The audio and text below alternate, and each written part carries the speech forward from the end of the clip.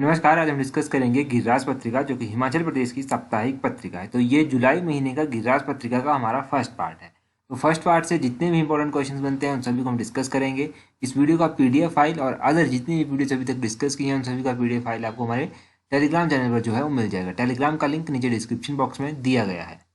अगर कहीं आपको इस लिंक काम नहीं करता तो आप @allexam31 अपने टेलीग्राम पे सर्च कीजिए, आपको हमारा चैनल मिल जाएगा। तो अब हमें टेलीग्राम पर ज्वाइन कर लीजिएगा।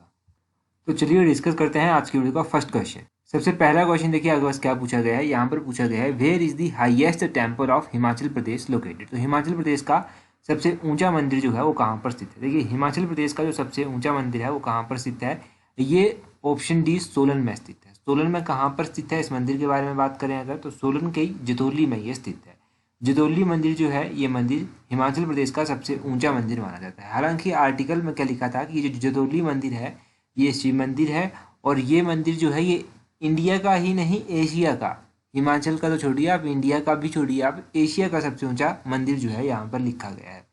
अगर इस मंदिर के बारे में कुछ और भी जानेंगे तो इस मंदिर की ऊंचाई जो है वो 124 फीट है। ठीक है, तो 124 फीट इसकी ऊंचाई गिरिराज पत्रिका के अकॉर्डिंग है। तो अगर इसके निर्माण की बात करें, इसका निर्माण जो था वो 2013 में किया गया था। 2013 में इसका निर्माण जो था वो कंप्लीट हो गया था और ये जो था ये लोगों के लिए खोल दिया गया था, यानी कि लोग यहाँ पर आकर दर्शन कर सकते थे। वैसे इसका निर्माण 1980 में 1980 में जो था वो स्टार्ट हो गया था, परंतु फिर धीरे धीरे चलता गया और 2013 में जाकर जो था ये काम कंप्लीट हुआ था। मतलब पूरी तरह से कंप्लीट इसका काम 24 जनवरी 2013 को जो था ये मंदिर बन गया था और दर्शकों के लिए जो था वो खोल दिया गया था। तो ये सब आप डिस्ट्रिक्ट सोलन के जतोली मंदिर के बारे में याद रखिए कि सोलन में जतोली मंदिर स्थित है। 2013 में इसका निर्माण कंप्लीट हो गया था। 124 फीट इसकी हाइट है और ये हिमाचल का ही नहीं, इंडिया का ही नहीं, एशिया का सबसे ऊंचा मंदिर जो है वो कहा जाता है इसको।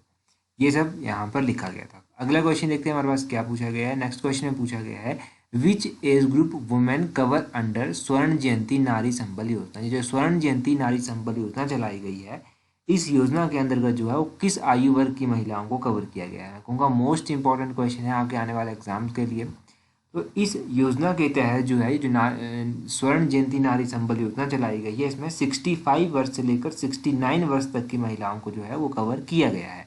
ऑप्शन सी जो है इस क्वेश्चन का सही आंसर होगा। अब देखिए जो वरिष्ठ महिलाएं हैं जो सामाजिक सुरक्षा पेंशन के दायरे में नहीं आती, तो उनको जो है वो स्वर्ण जयंती संबल नारी योजना के तहत जो है वो लाया गया है। इसमें जो है वो 65 वर्ष से 69 वर्ष की जो है महिलाओं की एज रखी गई है, वरिष्ठ महिलाएं आप कह सकते हैं।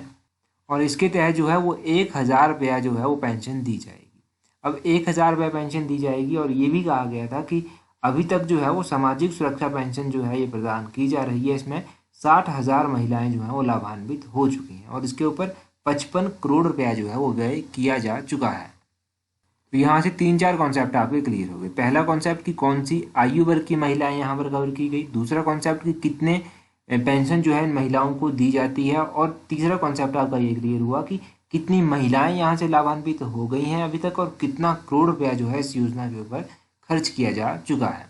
तो ये सब छोटे छोटे कॉन्सेप्ट होते हैं, एग्जाम में पूछ ले जाते हैं, याद रखने होते हैं। अगला क्वेश्चन देखते हैं हमारे पास क्या पूछा गया है।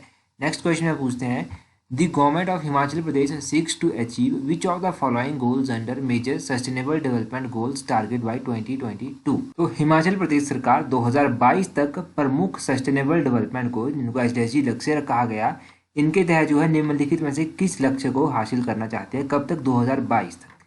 पहले में कहा गया है कि 12,000 hectare area will be brought under organic farming, और दूसरे में कहा गया है कि 100% of the farmers will have soil health card, की 100% किसानों के पास जो है मृदा स्वास्थ्य कार्ड होंगे। तो अगर पहली स्टेटमेंट की बात करें तो पहली स्टेटमेंट गलत है। ठीक है, यहाँ पर गलत ये क्यों है मैं बताता हूँ। दूसरी स्टेटमेंट देख लीजिए, दूसरी स्टेटमेंट बिल्कुल सही है। अब यहाँ पर थोड़ा सा करेक्शन ये था कि 12,000 की बात नहीं की गई है, इसमें 22,000 हेक्टेयर भूमि को जो है वो ऑर्गेनिक फार्मिंग के तहत लाने की बात की गई है। कितना? 22,000 हेक्टेयर, नॉट 12,000, इट्स 22,000। और 22,000 के बाद जो है इन्होंने टारगेट रखा है कि हम 100% किसानों को जो है वो मृदा स्वास्थ्य कार्ड प्राप्त करेंगे। दूसरी स्टेटमेंट सही है, इसका ऑप्शन बी ओनली 2 स्टेटमेंट जो है वो सही आंसर होगा। अब सस्टेनेबल डेवलपमेंट गोल्स के तहत जो है वैसे तो बहुत सारे ऐसे लक्ष्य हैं जो रखे हैं कि 2022 तक हम कवर कर लेंगे, परंतु कुछ इंपॉर्टेंट लक्ष्य मैं आपको अभी बता देता हूँ। यहाँ पर पहला लक्ष्य ये रखा गया है कि 100% फार्मर्स को जो है वो सॉइल हेल्थ कार्ड हम प्राप्त करेंगे। दूसरा रखा गया है कि 22,000 हेक्टेयर एरिया जो है और ऑर्गेनिक फार्मिंग के तहत लाया जाएगा। और तीसरा रखा गया है कि 18 लाख स्क्वायर किलोमीटर एरिया जो है वो प्रोटेक्टेड कल्टीवेशन के तहत जो है वो लाया जाएगा। और इसके बाद चौथा रखा गया है कि 70% ऑफ द टोटल जितनी भी मंडियां हैं उनको जो है वो ई मार्केट के तहत एनरोल किया जाएगा, यानी कि 70% मंडियों को जो है वो ई मार्केट के तहत एनरोल किया जाएगा। और कौन सा ऐसा सस्टेनेबल डेवलपमेंट गोल है जो जीरो हंगर की बात करता है, मतलब जीरो हंगर की बात की जाती है सस्टेनेबल डेवलपमेंट गोल नंबर 2 के अधीन, ये भी आप याद रखिएगा। और सस्टेनेबल डेवलपमेंट गोल 2 के अधीन ही जो है ये सब आता है। ये 3-4 पॉइंट मैंने आपको बताए जो 2022 तक पूरे करने हैं। ये लक्ष्य रखे गए हैं कि हम 2022 तक ये टारगेट जो है वो अचीव करेंगे। अगला क्वेश्चन देखिए, यहाँ पर पूछा गया है who has been appointed as the new chief justice of Himachal Pradesh high court. तो हिमाचल प्रदेश हाई कोर्ट के नए मुख्य न्यायाधीश किसे नियुक्त किया गया है। अभी जब जुलाई महीना चला था तो उस टाइम क्या हुआ था, उस टाइम हिमाचल प्रदेश के जो पुराने चीफ जस्टिस थे वो रिटायर हो गए थे। अब वो रिटायर हो गए तो नया तो किसी ना किसी को अपॉइंट करना था, तो इसीलिए ये क्वेश्चन यहाँ से बना है। तो इस क्वेश्चन का सही आंसर क्या होगा, option D none of this जो है वो सही आंसर होगा। हिमाचल प्रदेश हाई कोर्ट का मुख्य न्यायाधीश अभी तक भी जो है वो किसी को अपॉइंट नहीं किया गया है। अभी तक भी जो है एक्टिंग चीफ जस्टिस ही जो है वो कार्य कर रहे हैं। एक्टिंग का मतलब ये हुआ कि ये कार्यवाहक होंगे, अभी तक नए चीफ जस्टिस अपॉइंट नहीं किए, सिर्फ एक्टिंग चीफ जस्टिस ही अपॉइंट किए गए। जो रिटायर हुए उनका क्या नाम था, उनका नाम था न्यायमूर्ति एल नारायण स्वामी। अब न्यायमूर्ति एल नारायण स्वामी जो था ये तो हो गए रिटायर। अब इसके बाद जो था जो एक्टिंग चीफ जस्टिस बनाए गए वो बनाए गए न्यायमूर्ति रवि मलिमथ। ये जो विजय कुमार मलिमथ है इनको बनाया गया, रवि विजय कुमार मलिमथ को एक्टिंग चीफ जस्टिस, याद रखिएगा एक्टिंग चीफ जस्टिस बनाया गया। और जो प्रॉपर चीफ जस्टिस होते हैं हाई कोर्ट के वो अभी तक अपॉइंट नहीं किए हैं। तो अगर बात करें चीफ जस्टिस जो हाई कोर्ट के होते हैं इनको अपॉइंट कौन करता है, तो इनकी अपॉइंटमेंट जो है वो प्रेसिडेंट के द्वारा की जाती है। प्रेसिडेंट जो है कंसल्ट भी करता है चीफ जस्टिस ऑफ इंडिया के द्वारा, और गवर्नर ऑफ द स्टेट जो भी कंसर्न स्टेट होता है उनके गवर्नर के द्वारा भी जो है वो ये मामला जो है वो डिस्कस किया जाता है। और ये जो जज बनते हैं इनकी शब्द की जो है वो किसके द्वारा ऑर्गेनाइज करवाई जाती है, तो इनकी शब्द जो है वो किसके द्वारा, गवर्नर ऑफ स्टेट जो है वो इनकी शब्द को जो है वो ऑर्गेनाइज करते हैं। और इनका कार्यकाल कितना होता है, तो इनके कार्यकाल की बात करें तो 62 ईयर जो है इनकी रिटायरमेंट एज, यानी कि इनका कार्यकाल जो है वो रखा गया है। उसी तरह अगर हाई कोर्ट की बात हमने कर ली, अगर सुप्रीम कोर्ट के जजेस की बात करें तो सुप्रीम कोर्ट के लिए ये एज 65 ईयर्स रखी गई है। इसमें आपने कंफ्यूज नहीं होना है, ये दो अलग अलग एज रखी गई हैं सुप्रीम कोर्ट और हाई कोर्ट के लिए। और ये जो एक्टिंग चीफ जस्टिस बनते हैं, ये जो अभी रवि विजय कुमार मलिमथ हैं, इनको कौन अपॉइंट करता है एक्टिंग चीफ जस्टिस को, तो प्रेसिडेंट ही जो है एक्टिंग चीफ जस्टिस को अपॉइंट करता है, ये भी याद रखिए। और एक्टिंग चीफ जस्टिस कब अपॉइंट किए जाते हैं, जब chief justice of high court का ऑफिस जो है वो खाली होता है, या फिर ये टेम्परेरी एब्सेंट होते हैं, या फिर ये अपनी ड्यूटीज़ परफॉर्म करने में अनेबल होते हैं, तो उस टाइम जो है इनको अपॉइंट किया जाता है। तो अभी ये रिटायर हो गए थे और चीफ जस्टिस की पोस्ट वैकेंट थी, तभी एक्टिंग चीफ जस्टिस अपॉइंट किए गए और एग्जैक्ट चीफ जस्टिस अभी तक अपॉइंट करने को है। और एक और आर्टिकल जिसके बारे में तो आपको अभी पता चल गया होगा कि ये आर्टिकल कैसे होता है और कैसे इसका इस्तेमाल किया जाता है, उस आर्टिकल को आप कमेंट करके बता दीजिए। अब क्वेश्चन इस आर्टिकल से रिलेटेड क्या पूछा जा सकता है, वो है कि अगर हाई कोर्ट ने रीट इशू करनी हो तो कौन से आर्टिकल के तहत जो है वो रीट इशू की जाती है। तो हाई कोर्ट की रीट का आर्टिकल मैंने पूछा है वो आपको कमेंट करके बताना है, और दूसरा आपको सुप्रीम कोर्ट की रीट का आर्टिकल भी जो है वो कमेंट करके बताना है। तो हाई कोर्ट का जरूर बताइएगा, सुप्रीम कोर्ट का भी चलो बता दीजिएगा। ये इंपॉर्टेंट क्वेश्चन था आपके लिए, इसका तो पता आपको होगा वैसे। क्वेश्चन नंबर नेक्स्ट देखते हैं। यहाँ पर पूछा गया है to encourage zero budget natural farming which of the following scheme has been launched by Himachal Pradesh government. तो शून्य बजट प्राकृतिक खेती को प्रोत्साहित करने के लिए हिमाचल प्रदेश सरकार के द्वारा जो है वो कौन सी योजना चलाई गई है। इसके लिए हिमाचल प्रदेश सरकार ने जो है एक योजना चलाई गई है, इस योजना का नाम है प्राकृतिक खेती खुशहाल किसान। ऑप्शन बी जो है वो सही आंसर है। अब ये जो प्राकृतिक खेती खुशहाल किसान योजना है, ये योजना चलाई गई है ताकि जो है वो जीरो बजट जो फार्मिंग है, नेचुरल फार्मिंग है, उसको प्रमोट किया जा सके। और यही बात जो था वो गिरिराज पत्रिका में कही गई थी। तो कहा गया था कि हिमाचल प्रदेश में जो है वो प्राकृतिक खेती को बड़े पैमाने पर जो है वो बढ़ावा दिया जा रहा है, और इसके लिए जो है ये टारगेट रखा गया है कि 2022 के अंत तक जो है वो किसानों की आय को डबल कर दिया जाए। और हिमाचल प्रदेश में जो है वो 1.28 लाख किसान जो है वो पहले से ही प्राकृतिक खेती का प्रशिक्षण जो है वो प्राप्त कर चुके हैं। कितने? 1.28 लाख। ये आंकड़े जो हैं एग्जाम में पूछे जाते हैं, इसीलिए मैं बार बार रिपीट कर रहा हूँ, तो ये भी आप याद रखिएगा। प्राकृतिक खेती खुशहाल किसान योजना के बारे में पता चल गया, और इसके तहत जो आंकड़ा बताया वो भी पता चल गया। अगला क्वेश्चन देखते हैं हमारे पास क्या पूछा गया। ये प्राकृतिक खेती खुशहाल किसान योजना के बारे में ही थोड़ी सी एक्सप्लेनेशन दी गई है कि इसका इंटेंट ये है, इसका इरादा ये है कि जीरो बजट नेचुरल फार्मिंग को जो है प्रमोट किया जाए और कल्टीवेशन की कॉस्ट को जो है वो नीचे लाया जाए। बस यही थोड़ा सा है, ज़्यादा इंपॉर्टेंट नहीं है। अगला क्वेश्चन देखिए, Pandit Indrapal belong to which district of Himachal Pradesh. जो पंडित इंद्रपाल थे ये हिमाचल प्रदेश के किस जिले से संबंध रखते थे? तो पंडित इंद्रपाल की अगर बात करें तो ये कहाँ से संबंध रखते थे? ये हमीरपुर से संबंध रखते थे। ये एक स्वतंत्रता सेनानी थे। ऑप्शन सी जो है वो सही आंसर है। अगर एग्जैक्टली आप बात करें कि पंडित इंद्रपाल का जन्म कहाँ हुआ था, तो इनका जन्म नदौन शहर जिला हमीरपुर में जो था हुआ था। 5 अप्रैल 1905 को इनका जन्म हुआ था। कब? 5 अप्रैल 1905 को। एक और क्वेश्चन हमीरपुर के बारे में जो मोस्ट फेमस है वो पूछ जाता है कि यशपाल जो है वो कौन से जिले से संबंध रखते हैं?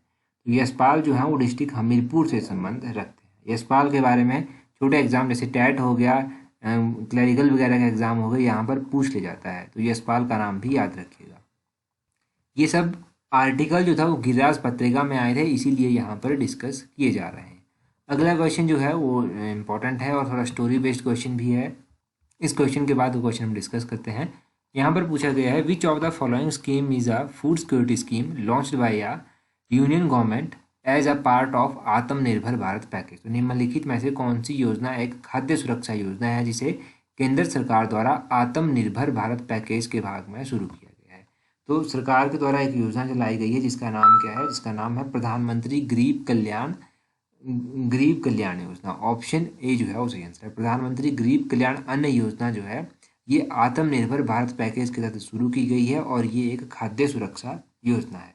इसके बारे में भी गिरिराज पत्रिका में एक आर्टिकल आया था और यहाँ पर कहा गया था कि इस योजना के तहत जो है जिन लोगों के पास राशन कार्ड है उन लोगों को जो है वो 5 किलो गेहूँ जो है वो निःशुल्क प्राप्त किया जाता है।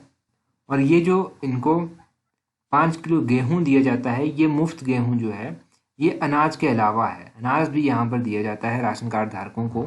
और अनाज के बारे में 1 नेशन 1 कार्ड की पॉलिसी आपने सुनी होगी, तो बस उसके बारे में भी थोड़ा सा पढ़ लीजिएगा अगर आप मेंस की प्रिपरेशन भी साथ में कर रहे हैं।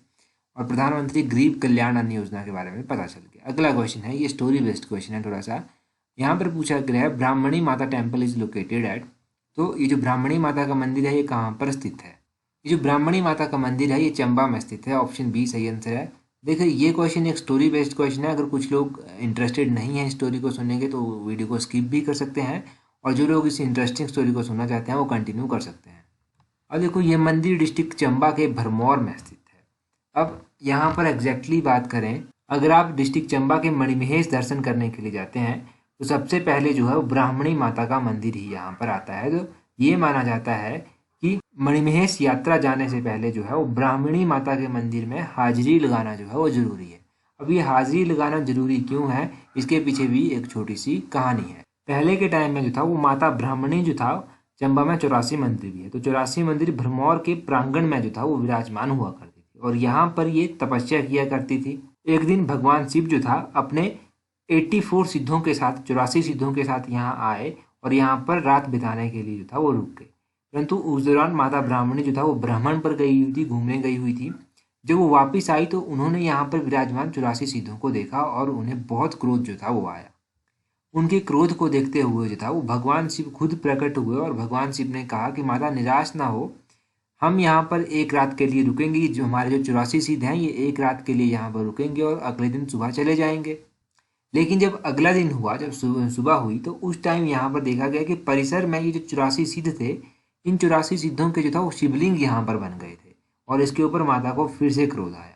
तो भोलेनाथ फिर से प्रकट हुए और इन्होंने माता से कहा कि अब ये स्थान जो है ये 84 धाम के नाम से जाना जाएगा।